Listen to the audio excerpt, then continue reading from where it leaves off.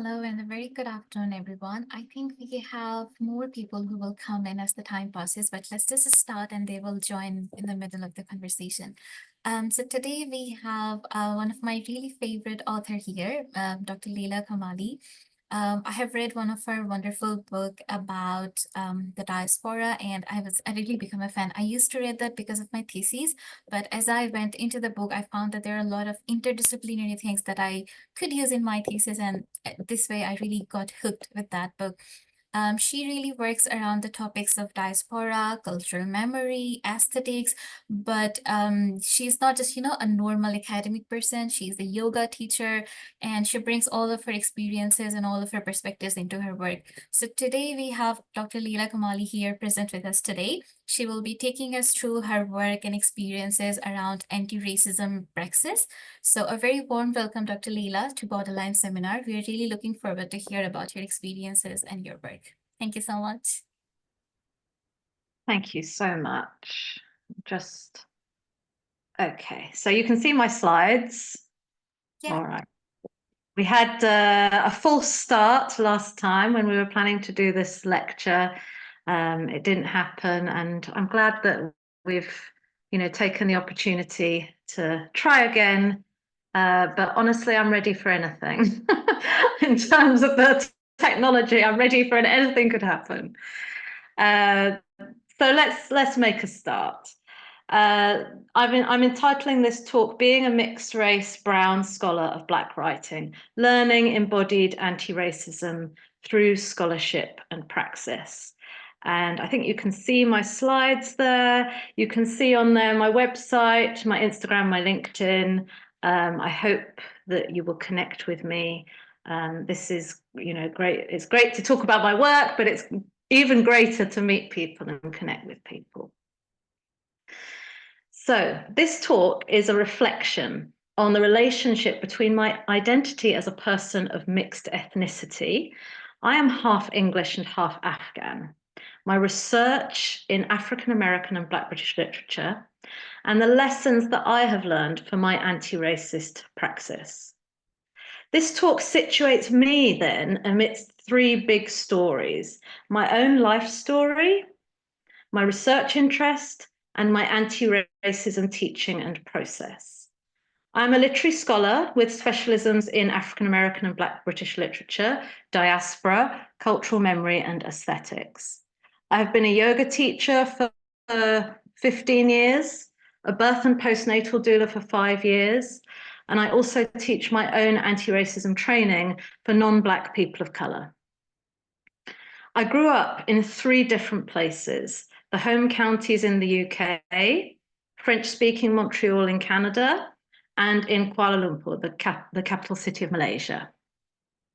The work I'm trying to do in this talk is potentially uncomfortable and definitely vulnerable. It has a high potential for me making errors. Nevertheless, it feels important for me to do this kind of inquiry because I have been a scholar of mainly Black writing for the past 20 years, and I want to continue to do that work and to be clear that I do it in integrity and with the potential to be helpful rather than harmful.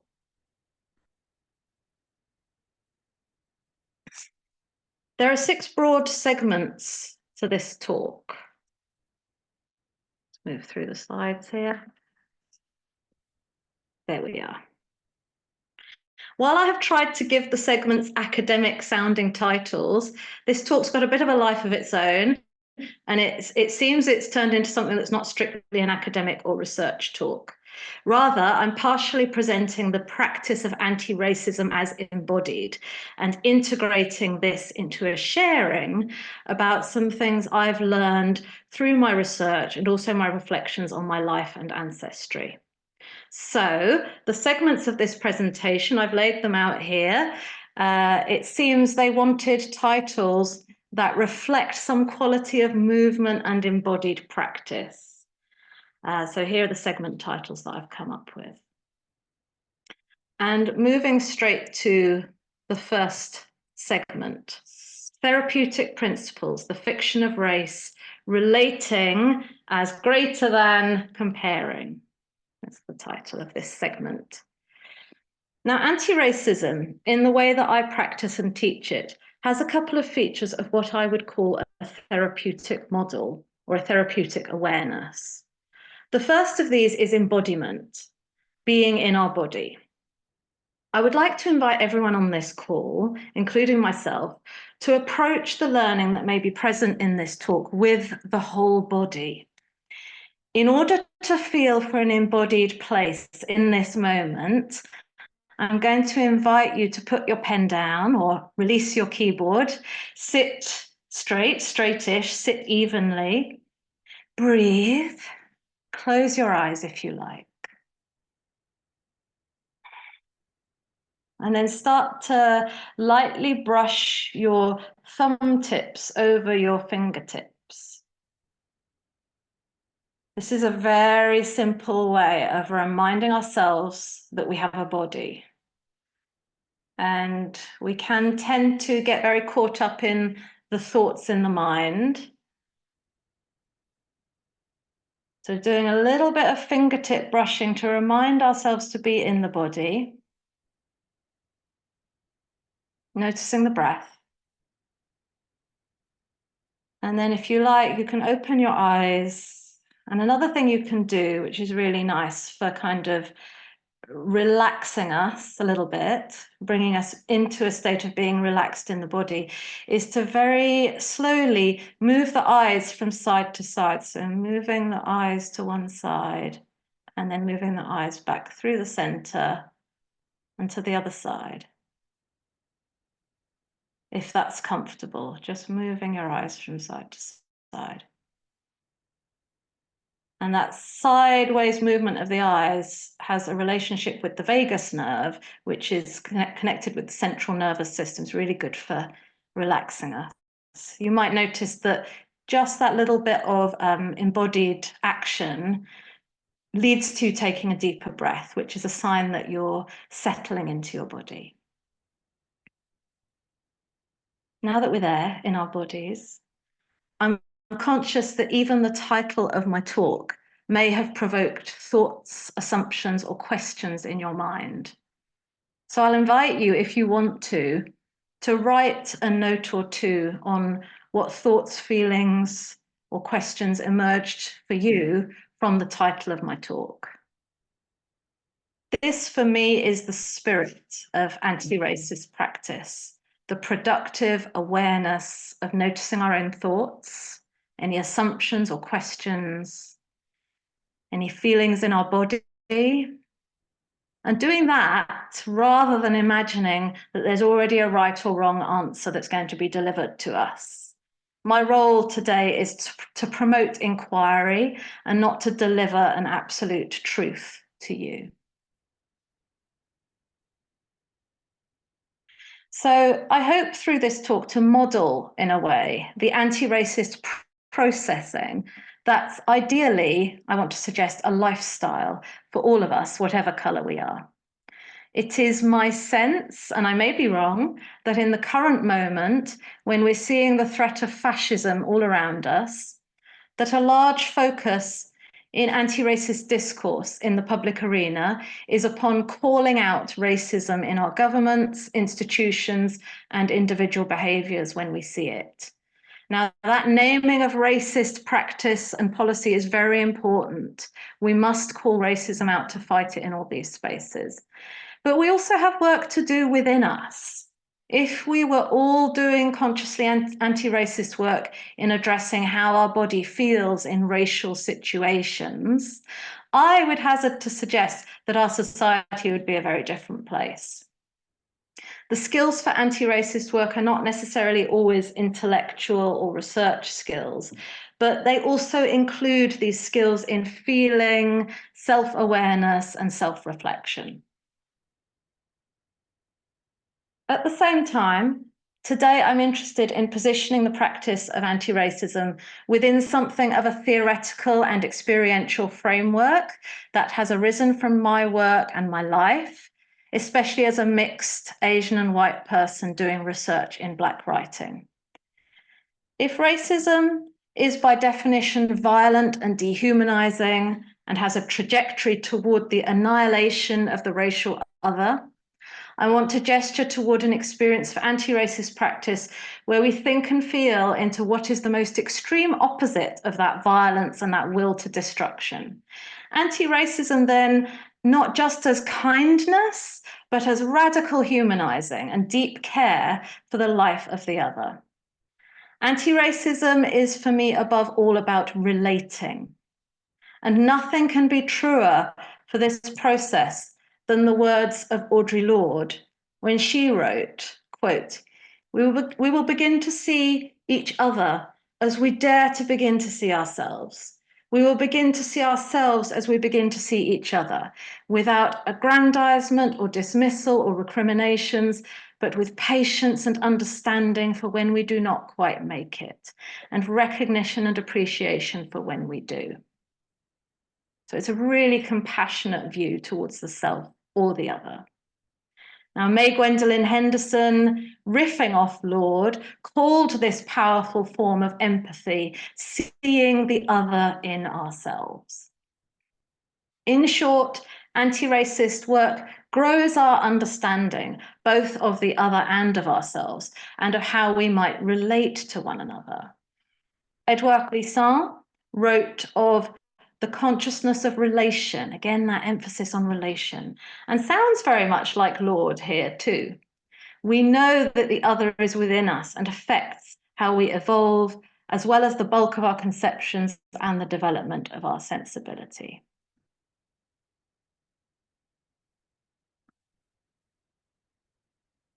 What I get from these quotations from Lorde, Henderson, and Glissant is that when we show compassion for the other, it improves our self-relationship and vice versa. So anti-racism is about cultivating our relationship with others and with self.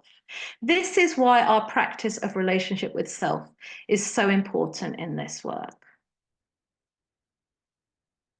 Henry Louis Gates Jr. wrote that race as a meaningful criterion within the biological sciences has long been recognized to be a fiction. As I come from a background in literary studies, I find this focus on the fiction and the narrative of race to be helpful. Nova Reid, in her excellent book, The Good Ally, gives a pithy summation of essentially where race has come from as an idea. She writes, race is not real. It was born out of a race hierarchy developed primarily by Swedish botanist Carl Linnaeus in 1758, who felt the need to turn his passion from studying plants to people. In doing so, Linnaeus outlined 4 key groups of humans that could be identified by color. These were 1, Americas, red indigenous Americans, 2, Europe, white Europeans, 3, Asia, yellow Asians, 4, Africa, black Africans.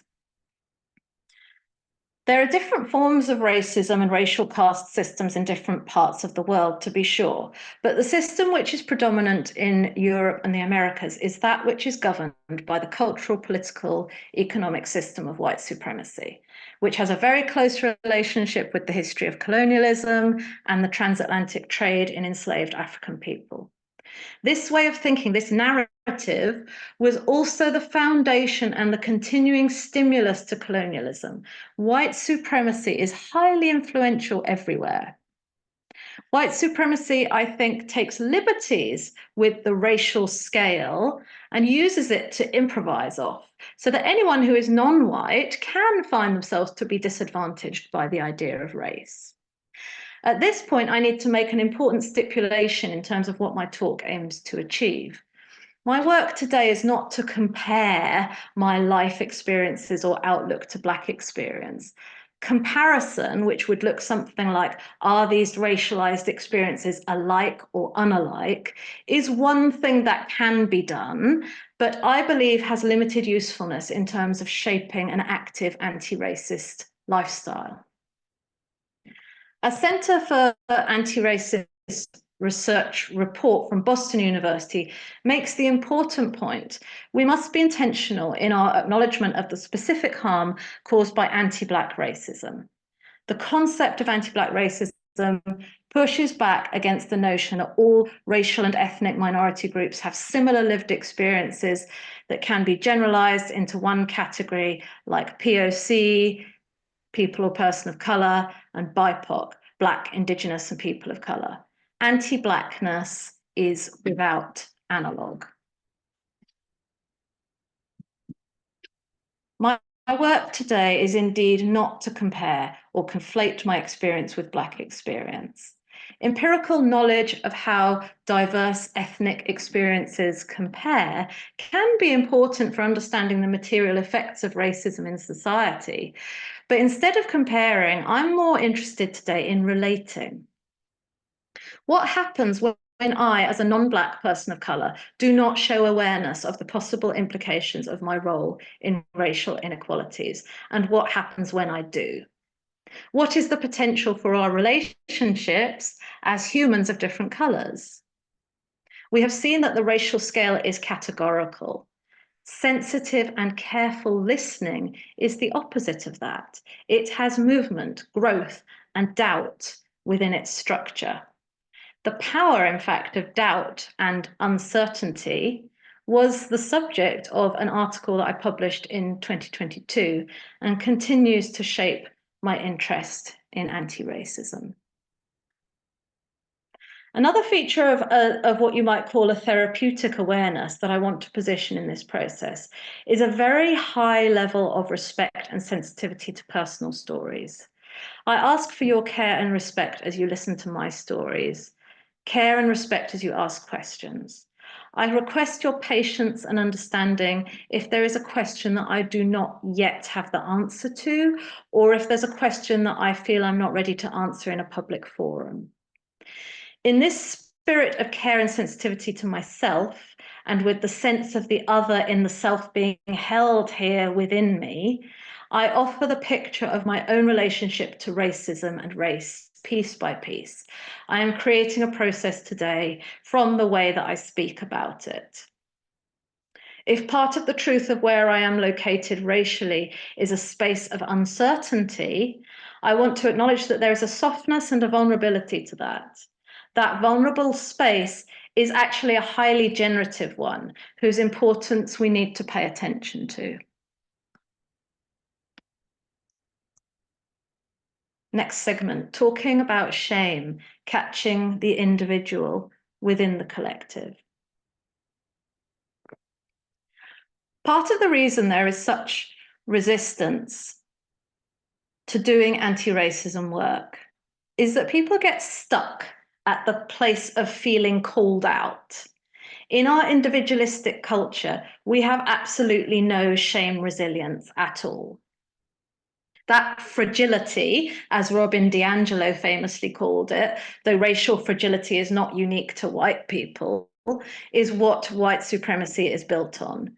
When we personally or institutionally have doubts in this culture that we live in, it is standard and customary not to share that sense of doubt. It is normal to bluff and perform certainty and to use language in a way that suggests a patriarchal form of power that is aligned with pace and productivity.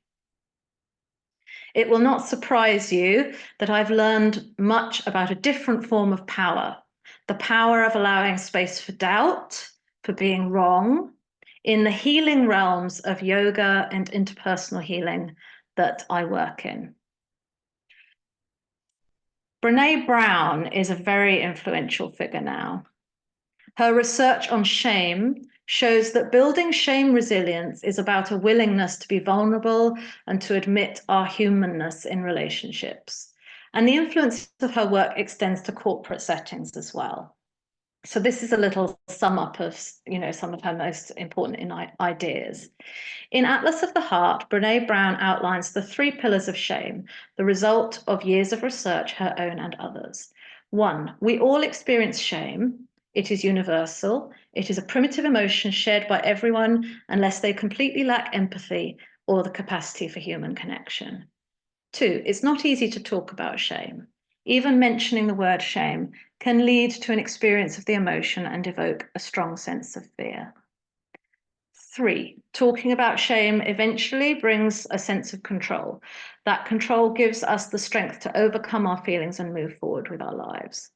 I have a little comment to make there, which is that I'm not sure how I feel about the emphasis on regaining control here.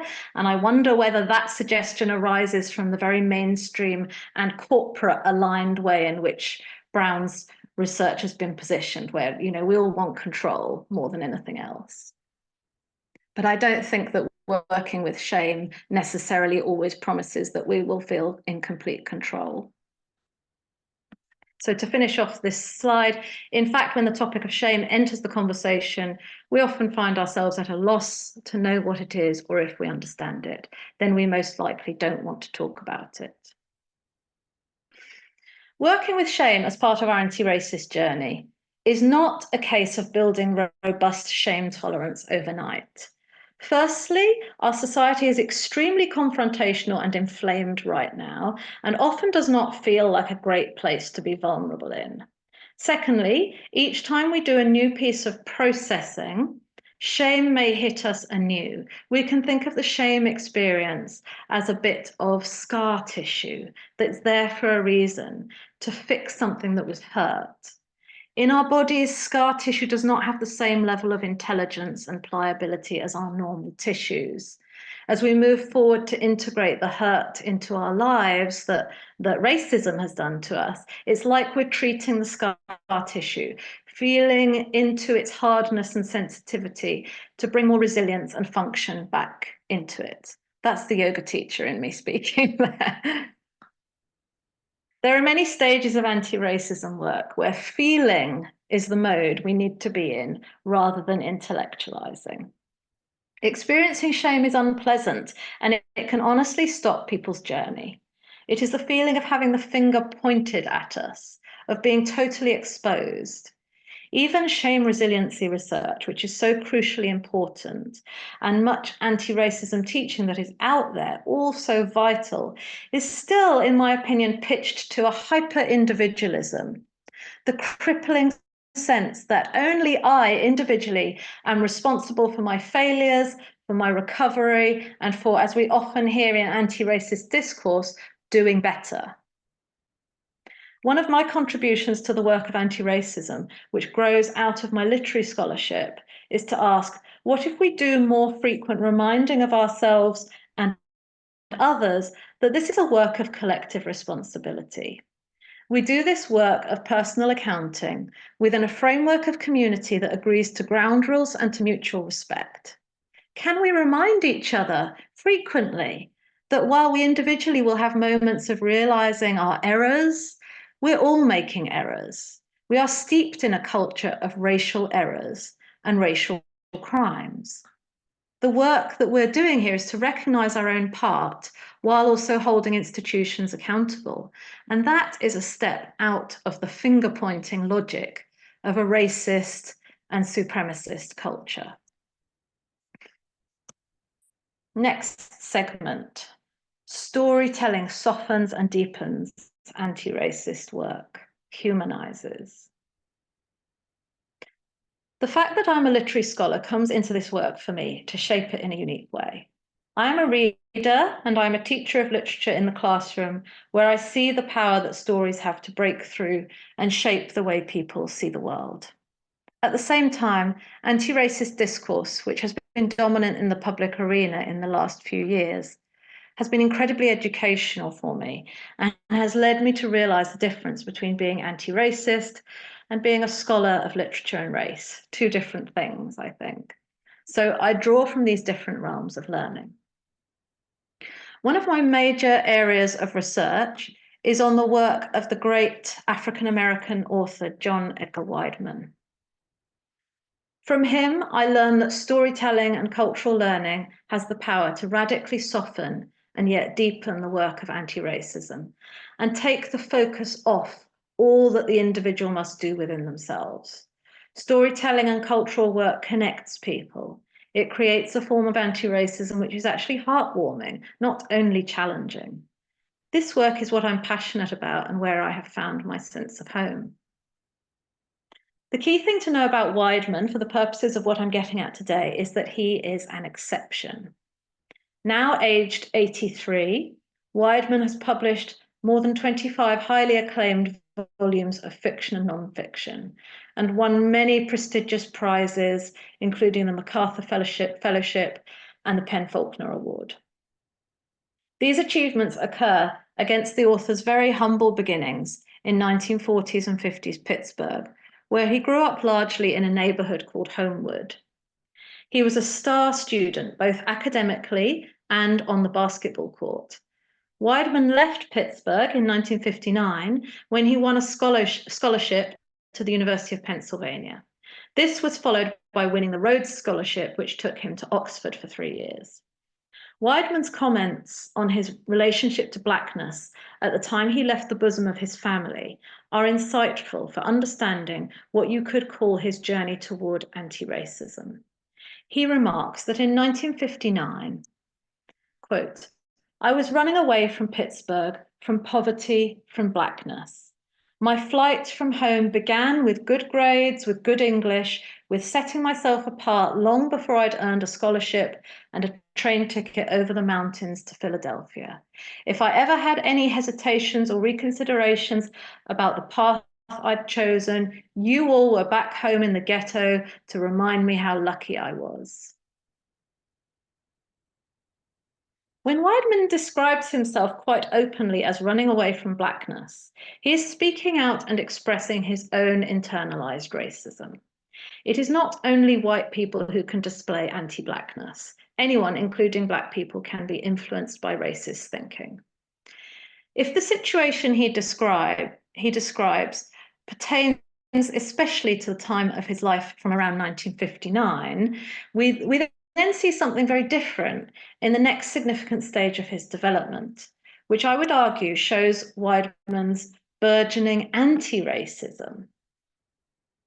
He says, "When my grandmother Frida French died in 1973, Wideman would have at this stage been about 32 years old. I returned for her funeral with my wife and children to Pittsburgh from Laramie, where I had just begun teaching at the University of Wyoming." He continues, "That trip home was the beginning of these 3 books," that's the Homewood books.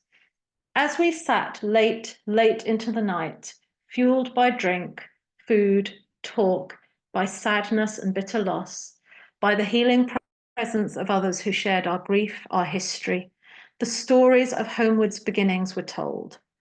I've been building upon these tales ever since, not only the striking, mysterious, outrageous particulars, but the imperative suffered and passed on, that such rituals, such gatherings must survive if we as a people are to survive." End quote. Wideman is talking here not just about knowing his history, which is of course fundamental to any decolonial work. He is also emphasizing rituals and gatherings, the conversational and embodied sharing of stories in community. This process, in the way he tells it, leads specifically to improved, in fact, transformed self-knowledge. That self-knowledge leads to no less than survival itself, survival of a people. In the moment of polycrisis that we are in now in 2024, it is no overstatement, I don't think, to say that relearning ancient tools of meaningful community and practicing vulnerability as part of that are key to our survival on this planet. You will probably have heard other anti-racism teachers and activists say words to the effect that the work is never done, that anti-racism is not ticking off one course or one set of actions, that it is a lifestyle, it is ongoing. Judith Butler's insights on personhood and subjectivity offer a philosophical understanding of why this terminal sense of the incompletion of anti-racism is so. In their 2005 book, Giving an Account of Oneself, Butler discusses what they call opacity, a term which is related to the word opaque, describing something you cannot see through. Butler's opacity refers basically to the argument they make that we can never fully tell our own story because we can never fully know ourselves. This is because the process of self-knowledge and self-reflection is ongoing throughout life. Many of us, I'm sure, can say that we may have had realizations last week about why we behaved in a particular way 10 years ago. Opacity also occurs, according to Butler, because language is an imperfect tool to represent our experience.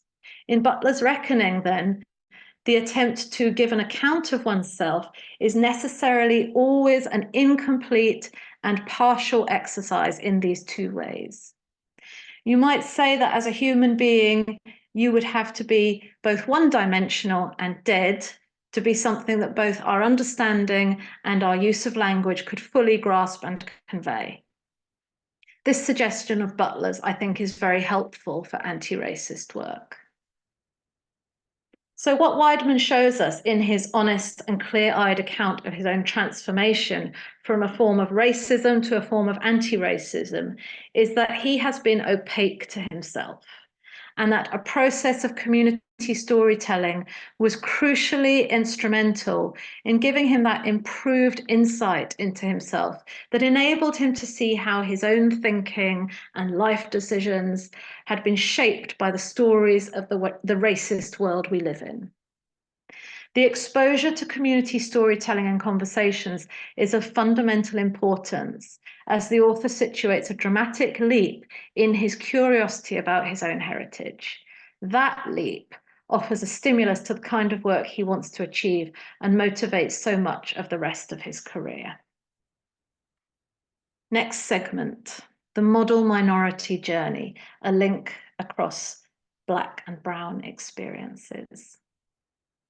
It is very much in the spirit of opacity, of our unknowability to ourselves, that I can say that though I have been fascinated by Wideman's work since I first discovered it around the turn of the millennium, it was only last year, yet around 23 years later, that I realized the striking parallels between Wideman's journey and my own father's.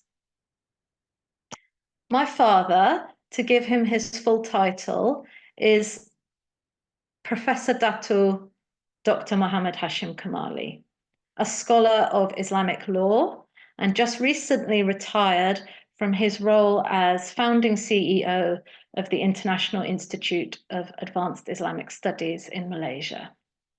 I mention this not only to impress you, though I am extremely proud that my dad is the author of many books and has been called the most widely read living author on Islamic law in the English language.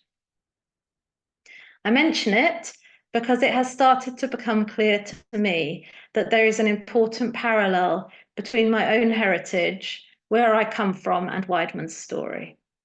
This parallel offers me whole new ways into my own personal anti-racist work. My father is from Afghanistan. He met my English mother in 1972 while he was studying for his PhD at SOAS in London. He first came to London with the assistance of a British Council scholarship and undertook an LLM at the London School of Economics. I have to give much appreciation here to my mum for digging out some old photos for me. I mentioned earlier that my own personal relationship with race and racism constantly raises doubts. One of the sources of these doubts is the question of whether my dad was discriminated against professionally at any particular times. I would dare to say that he was. And as such, it is probably fair to suggest that the impact of racism on my life, though thankfully not violent, has been decisive. My dad struggled to get an academic job after finishing his PhD, and that is the reason why we moved to Canada. He was offered a job there. Race may have had a part to play in his initial challenges to find an academic job. Race may also have had a part to play when his contract was not renewed at McGill University in Montreal after 3 years. After a stint on a research grant in Canada, his job search forced us to move again to a completely different culture in Malaysia. Doubt prevails for me still then in interpreting the role of race and racism in these life events which have been absolutely formative to me. A sense of certainty that racism has never affected your life chances is perhaps one of the defining features of white privilege. My current book project on Wideman is on the topic of mapping of places that have been important in the author's life and work, places such as Pittsburgh, Philadelphia, and New York. I'm concerned in this book project with the interesting process by which Wideman situates literary writing as a form of activism relevant for living communities, particularly through the embodied experience of public space. Wideman's writing humanizes his readers, I argue, by bringing alive the places where his own ancestors have lived, with meticulous accuracy to the settings themselves, and thus drawing us into a living relationship with those ancestral communities. I would not personally have been aware of this process being a feature of his writing had I not visited the places of his work's settings and noticed in the experience of the settings how his prose actually describes the places in a very detailed way. Interestingly, I may also have stayed unalert to the parallels between Wideman and my father if I had not had the opportunity to visit Montreal last year, a city where I spent 5 years of my childhood and had not returned to at all since we left in 1985. Walking around the neighborhood that was my home no less than 38 years previously, it came to me then vividly that the street we lived on felt the same as the place in West Philadelphia where I had stayed a few years previously when I was on a Wideman-related research trip. When I look at images of the two neighborhoods, West Philadelphia and Montreal now, they are not all that similar. These are two residential areas in two North American cities. There might be a standardized width of street, similar street signs and markings, just as Proust suggested that the past is somewhere beyond the reach of the intellect. It is the feel of a place and the mysterious ways in which our memory works to create connections and to orient us in our experience. What I can say is that there was a feeling with both these neighborhoods of a good middle-class neighborhood, not lavish, but safe, pleasant, and with access to many conveniences that a young family would wish. While visiting Montreal last year, I also visited briefly the campus of McGill University, where my dad had worked. From that visit, the full realization started to flow for me that Wideman's trajectory and my dad's were actually incredibly similar. While the geographies are obviously very different, Pittsburgh to Philadelphia to Oxford in Wideman's case, and Kabul in Afghanistan to London to Montreal for my dad, I can perceive a relationship between the social steps taken by each of them. I'm delighted to say that my dad has recently written a draft of his autobiography.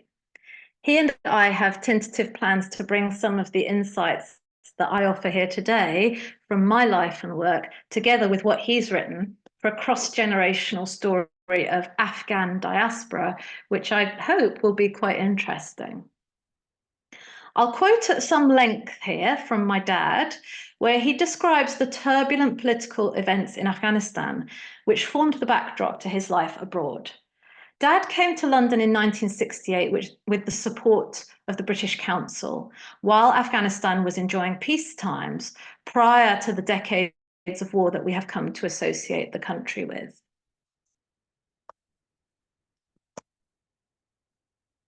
Let's go back to this one. It's so nice to look at. So this is from my dad. Daoud ruled as president for 5 years, 1973 to 78. That was then followed by a communist coup under Noor Mohammad Taraki and Hafizullah Amin.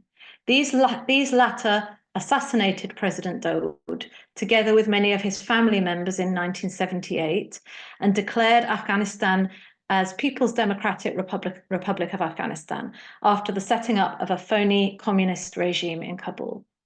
This was Russia's protege government that was generally unacceptable to the people of Afghanistan and gave rise to popular unrest in the country, which was why the Russians invaded Afghanistan and stationed military forces in Kabul to further consolidate the communist grip over Afghanistan.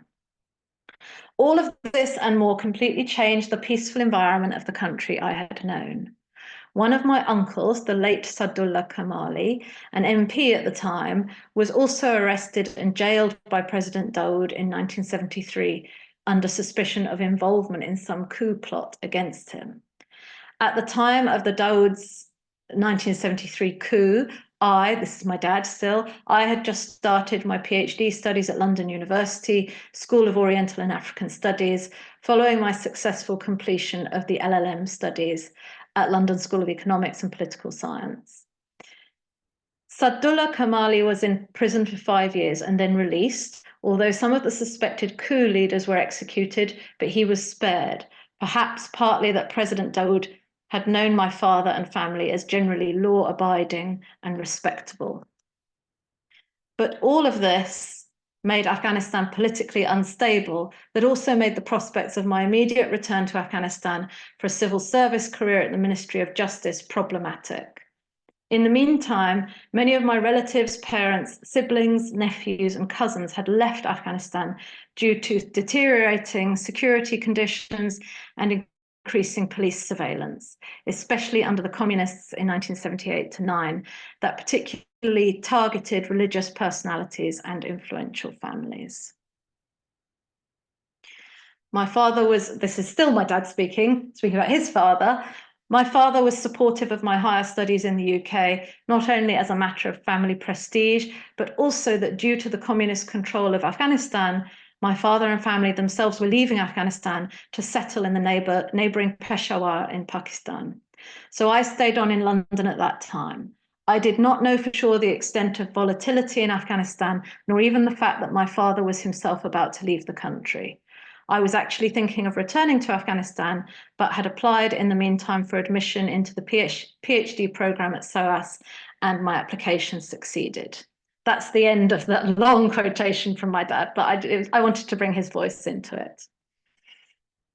So my father has been successful in spite of some formative, deep personal tragedies. His mother died in childbirth when he was aged only 4 and left a void that was never really filled for him. In his relationship with the West, my dad has been, like Wideman, an exception, someone who can function in the white supremacist system as a figure who can be used to prove a cynical claim that the racist system is working well.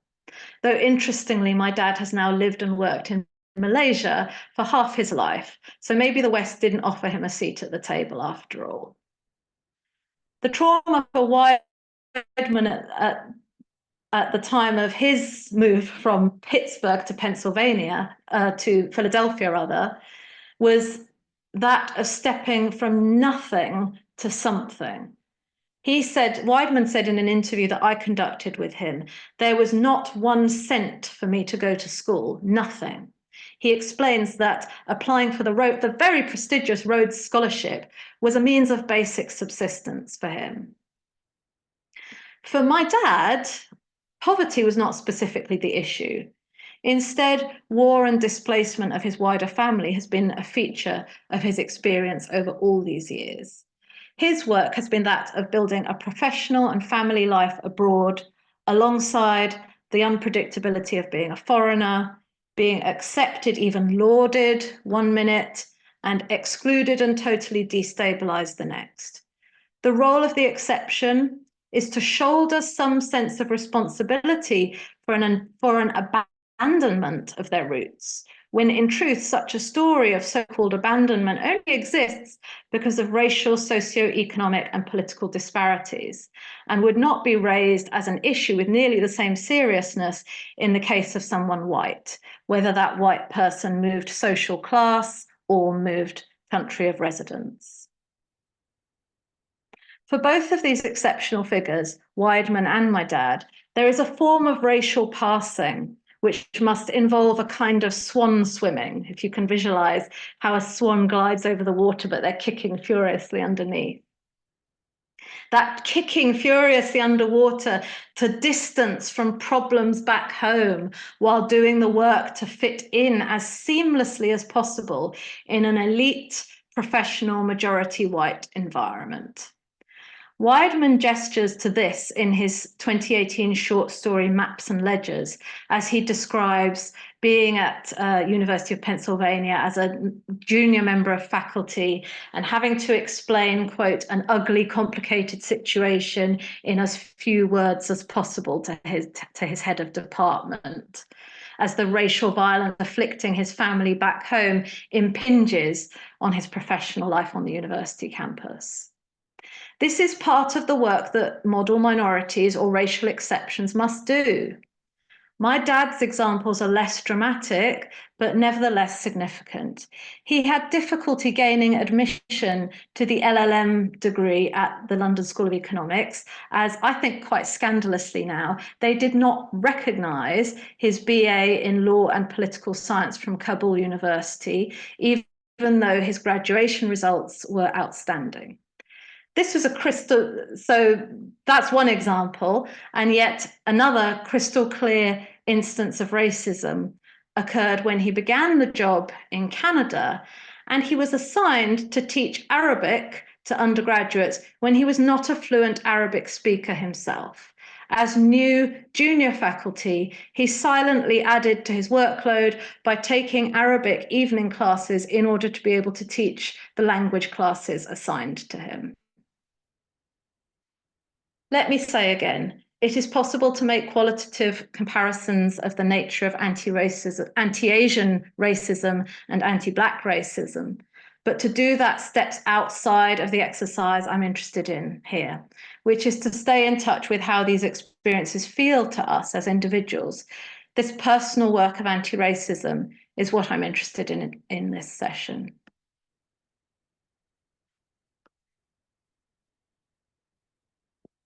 Next segment I'm calling Looking at the Wound.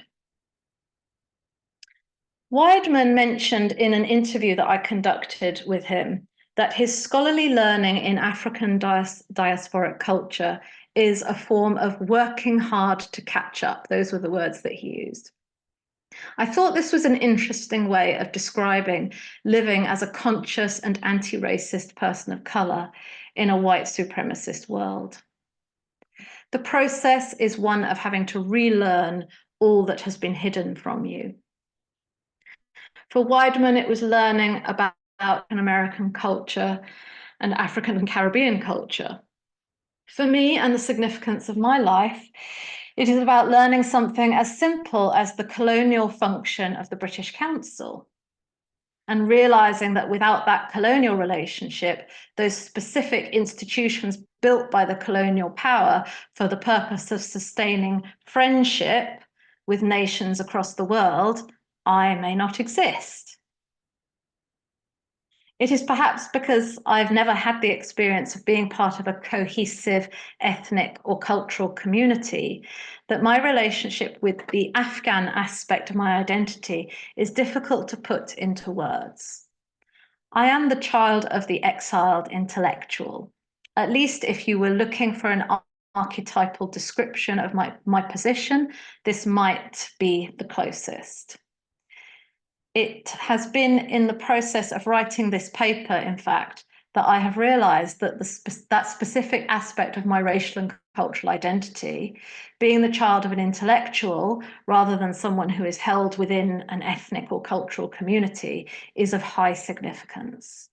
This is part of my personal work of anti-racism, which is ongoing and never done. Yet I'm also female. And growing up with such a heavily patriarchal and Orientalist view specifically of Afghan women so dominant in the media and the public imagination in the West is part of what shapes me. Today, on a whim, I Google world's most oppressed women, and sure enough, this is the first result that comes up. Nothing changes. This has been the key talking point about Afghanistan my whole life. This has something to do with how I relate to my racial identity.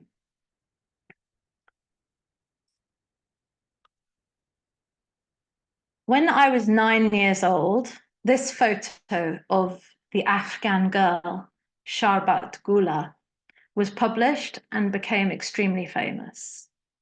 This photo affected me viscerally in ways that I'm only seriously able to unpack and explain in a logical fashion now at the age of 48. The photo flashed out of a war zone for me. I was born in 1976, and from the 1979 invasion of Afghanistan by the Soviet Union, the country to me was largely a rubble on the TV screen and a few sharings around our dinner table about family members unknown to me fleeing to Pakistan. The famous photo showed that the girl was beautiful and striking, but it also made her, and potentially me, mute, a victim, someone who had no voice and did not need one, would never need one, because being mute and a victim in this world was the only role she needed. I felt strong resistance to that possibility. I still feel that within me. That feeling of outrage is still here. The outrage at the notion that it is better for me to be silent and not have a voice. I would never be mute and never be a victim because that was not me. It's like I made that decision even as a child. I never considered the possibility that Sharbat herself may not have seen herself as mute or a victim. My centering of myself in this whirlwind of reactivity also did not allow much space for Sharbat to be heard. In fact, my reactivity conspired in some ways with the purpose of the Orientalist project that the photo achieved, to divide us. That painful point of vulnerability for me serves a function like Wideman's "you all in the ghetto." My reaction to the danger that I perceive in a racial stereotype is to run away from being associated with the abject other. I am acting exactly within the rules of white supremacy. Keep the other abject. You're different. You have a chance. You're more like us, white people. I'm reminded of the words of the great Palestinian American Edward Said, with whom my father's identity perhaps has something in common, when he wrote, quote, "To the terribly important task of representing the collective suffering of your own people, there must be added something else which only an intellectual, I believe, has the obligation to fulfill. For the intellectual, the task, I believe, is explicitly to universalize the crisis, to give greater human scope to what a particular race or nation suffered, to associate that experience with the sufferings of others." My father's relatively elite position and his simultaneous sometime marginalization within the various academic and national communities he's participated in has had some effect of isolating my brother and me, as his descendants, from a broader community experience. It has also had a repercussion for my dad, which is similar to that which Said describes. A weight exists, a weight perhaps which would be less likely to trouble a white intellectual, an expectation to give back, not only to family and relations, but to nation and to a whole culture. One person can never give back all that the histories of war and colonialism have taken. Said, like Lord, like Wideman, reminds us that if we can't restore, we still have work to do in relating to one another. And that storytelling and conversation, across and within diverse communities are clear sites where that relation can be constructed. Final section. My generation, white teeth, one day, and the lure of cosmopolitanism. The generation that I am has also given me some tools to be able to reach for a cosmopolitan hybrid identity, which can be seen as a kind of celebration of absolute freedom to identify as anything I want in moments of doubt. Kwame Anthony Appiah tells us that he was, quote, raised with a Ghanaian father and an English mother who was deeply connected to our family in England and fully rooted in Ghana, where she has now lived for half a century. And Appiah says, I always had a sense of family and tribe that was multiple and overlapping. Nothing could have seemed more commonplace, end quote. Now, for me, when teaching Zadie Smith's White Teeth recently to my undergraduate students, I was reminded of the generational moment that that book, published in 2000, crystallized for me. It spoke indeed to an inclination within me towards the multiple and overlapping sense of a cosmopolitan community. Smith's mixed brown and black characters navigate the challenges of being racially marginalized in Britain, and some of them do a lot to assimilate to whiteness. I love and respect Smith's novel, and I think that that work handles this issue perfectly and responsibly, specifically by showing in detail the tensions between colonial histories and, to use Stuart Hall's words, the historical amnesia of millennial Britain. Watching the recent Netflix series, One Day, took me into a very new place of memory, the era just before the millennium, of my undergraduate uni days, and the musical soundtrack consisting of many hits that were from that time, but we don't often hear that much anymore. So it immersed me back in that time. What is very clear looking back is that there was a hell of a lot of assimilation going on amongst me and my undergraduate friends. So much so that I had to check in with a friend of mine, and assimilation going on in this production of One Day, I want to say. So much assimilation is going on that I had to check in with a friend of mine and say, is that character Asian in the book? My friend responded, no, she was so white that she was played by Anne Hathaway in the 2011 film version. What the One Day Netflix series did is to depict the culture of assimilation in Britain in the 1990s.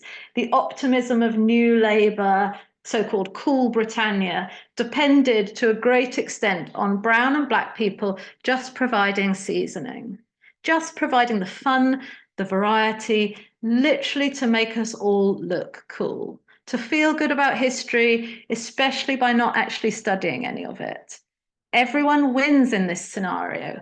Brown people feel cool and so do whites. Crucially, in One Day, in this Netflix version, there is no dialogue depicted between Emma and any Asian family she might have had. There is no relating here. If the series was trying to be an anti-racist text, which I'm very sure it is not, I'm afraid that it does not accomplish anything in this regard. It takes us back rather to the feel-good Blairite era, which perhaps today's brand new Labour government can only dream of conjuring if we are unschooled enough to allow it. Sorry, my cat's jogging the laptop. James Proctor writes in his book Dwelling Places about cosmopolitan Black and Asian British writers, including Carol Phillips, V.S. Naipaul, and Salman Rushdie, as being markedly middle class and aspirational, lofty even, while situating themselves as having a relationship to multiple cultures of the world. Perhaps some form of cosmopolitanism has served for me as a site where I can choose how I identify in any given moment, where I can easily believe that I relate to anyone in the world. Yet there is a danger in cosmopolitanism, that it is not responsible to those who have a relationship to me which I don't yet fully understand, like other Afghan women, for instance. There's a danger of treading on their silence. Being open to relating is vulnerable because it might involve you admitting that you are the only person whose experience is just like yours. My personal work is to feel the vulnerability of navigating these positions and the generative nature of the honesty that comes from that. Perhaps I have a role to play that is rather unique, yet can hopefully be educational to others who may have a very different background to me. And that's all I have to say, apart from just mentioning my anti-racism training for non-Black people of colour. I've already run a standalone workshop, a 2-hour workshop, which was fantastic. And there is the possibility that I may schedule one more of those standalone workshops for August, but I'm aware it's August and, you know, people may be wanting to do other things. So we'll see. There's a reminder again there of my social media, Instagram and LinkedIn, and also the link for the full training, the 8-week introductory course, which will start on September the 5th. And that's it. So maybe I can drop one of these links in the chat.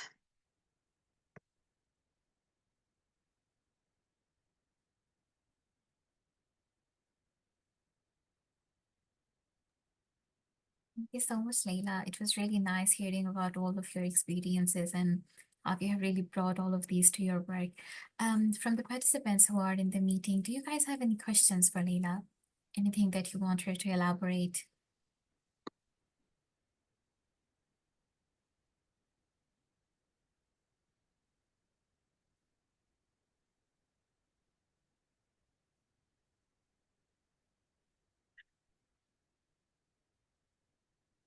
I don't think we have any questions from the panel.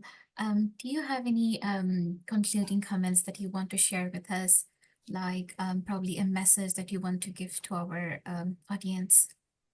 Oh, Binta you Fatima, have a question. can I quickly Yes, say please go something? ahead. Okay, first of all, thank you so much. Do you hear me loud and clear, by the way? Yes, I do. Yes. Thank you. Yeah. Okay, so thank you so much. It was a fantastic presentation because I'm very passionate about storytelling as well. And I teach storytelling in the digital age in Queen Mary University. It's a master level module. And I find that the way you have used anecdotal, it is simply fascinating. But it is not just anecdotal, but you have wrapped your message with the story. And I think that you have used the right amount of a story and the information, and that communicated the message very well. I look forward to actually inviting you in my class to take a guest lecture when it comes in next year, of course. It starts end of January, if that is possible.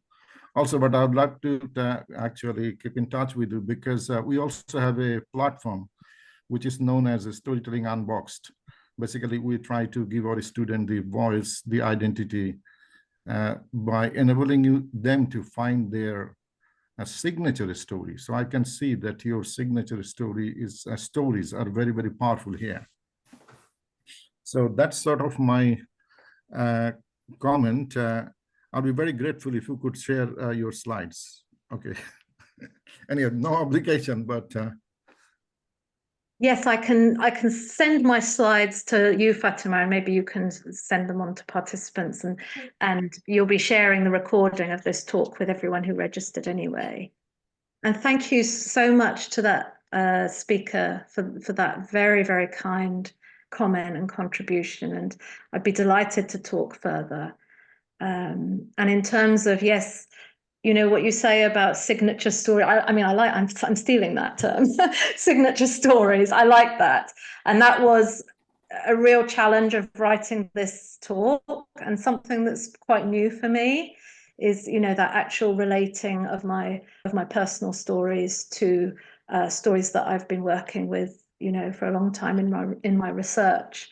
And, you know, it's a real eye-opener, because you know, we can realize that, oh, there's certain things that we've been avoiding, certain questions we've been avoiding, seriously interrogating in our own lives. But, you know, as I've done this work for this paper, I've realized, you know, oh, it's not because I've sort of had some kind of really weird avoidance of, you know, talking about myself and my ancestry. It's actually because my situation is quite complex, you know. As I mentioned, you know, it's not just the factor of having an experience that crosses across many different cultures, a number of different cultures, but it's also that question of not really being someone who's integrated within a cultural or ethnic community, but having that sort of sense of alienation from that. But, you know, that has its gifts as well. Yeah, and also you have used the pictures very well, because from the storytelling perspective, I find it really fascinating, especially the Afghan girl's picture that you showed at very last. And also there is one girl out of many women under veil. So that is, it just like shows that actually there is hope and they want to make a difference, but they are covered, they are repressed and oppressed. So I think, to be honest, today, as I define the signature stories like the fingerprint. So your stories are like different from other stories, and your stories make who you are. Yeah. And unless we know somebody, somebody's story, we never know them. And Yeah. that is very important, that we have to be into their story world to understand their pain and pleasure, hope and despair. And only then we can synchronize with themselves in a kind of, you know, that is what is empathic way. Is showing sympathy and being empathetic is different. So thank you so much. It was a fascinating talk. Yeah, thank you so much. Thank you. Yes, there is a sort of addendum to all that I've spoken of, which is that in the last couple of years, I've started having Pashto lessons, which I didn't grow up learning Pashto, which is my dad's language. But I've started having lessons with an Afghan woman living in Kabul, and we have a lesson every week online. And I've become friends with her, and you know, it's really powerful for me. I mean, she's half my age, but we seem to have a meeting of minds, and that's very powerful for me. That just undoes that very sort of destructive thing that happened for me in my childhood. This sense that, you know, Afghan girls and women are just these voiceless others. You know, it's very powerful for me to now have this very positive and educational relationship in my life through that teacher. Thank you. Thank you. So much, Leila, for everything today. We hope to see you around, and if you get to join Moeen in his storytelling, probably we'll be able to see you again. Yeah, I'm excited to learn more about this. Really, it sounds great. Yeah.